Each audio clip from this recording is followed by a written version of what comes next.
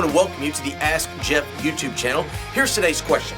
It says, based on Matthew chapter 16, verse 18, I've heard that Peter was the first pope. Is that the meaning of this verse? Really, there's two questions here we have to address. The first question is this: was Peter the first pope? Well, historically speaking, that is what the Roman Catholic Church has advocated.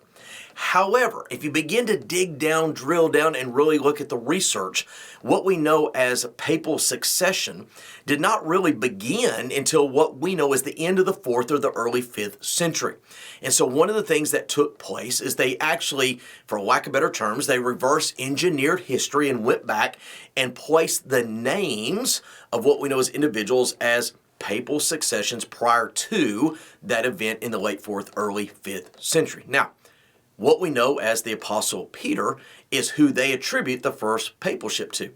There's several problems with that. Number one is he actually was not the primary voice of the Christian church in the mid-1st century. It actually was whom we know as the Apostle Paul. It was Paul that was in Antioch where we first called Christians, not Peter. In fact, it was Peter who was sent to be the apostle to the Jews, whereas Paul was to the Gentiles. In addition, we know from the Bible, because Jesus healed his mother-in-law, that Peter was married and he had a family.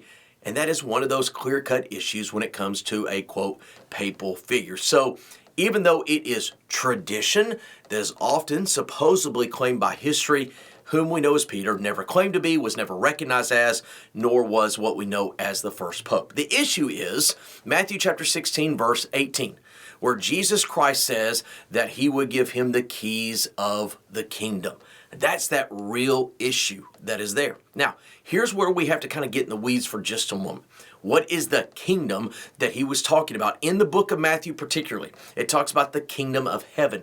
Think heaven is literal. Think it is physical. The best way to describe it is the kingdom of heaven, as described in the Gospel of Matthew, is the literal reign of Jesus Christ. And when you look at the first Pentecost sermon, you see this talking about the Jews killing the wrong individual, repenting and confessing. And then you see these early chapters of Acts. It's all Jewish people basically claiming that the Jewish Messiah was Jesus Christ. He is now raised from the dead. He's ascended into heaven. And they need to kind of not only believe in, but get the proverbial ducks in a row.